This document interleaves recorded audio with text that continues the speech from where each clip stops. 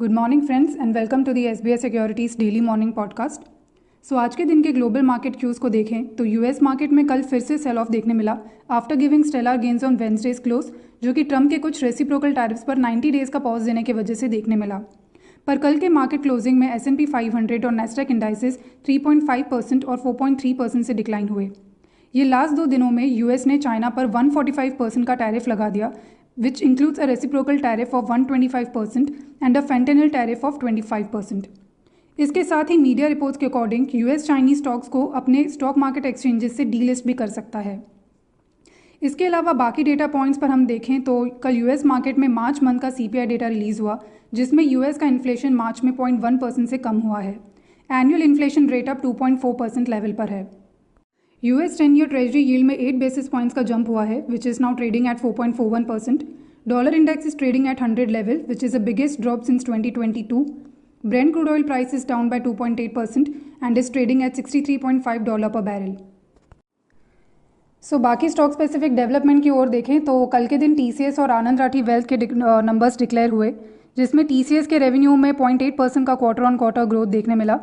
Operating profit was down by 0.4% on a sequential basis at rupees 15,601 crores, and PAT was down by 1.3% on a quarter-on-quarter basis.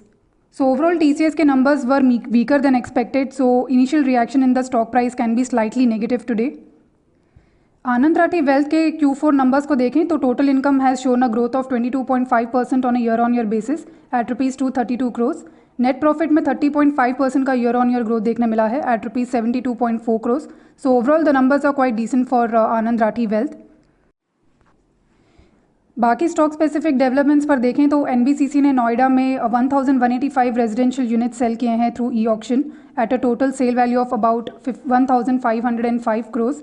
So medium term के लिए NBCC के लिए positive development है।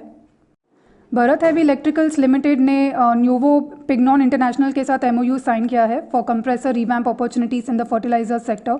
सो medium to long term के लिए Bharat heavy electricals के लिए भी पॉजिटिव डेवलपमेंट है। कोरोमंडल इंटरनेशनल ने सऊदी माइनिंग कंपनी मार्डिन के साथ MOU साइन किया है to partner for phosphatic fertilisers. So positive for Coromandel internationals over medium term.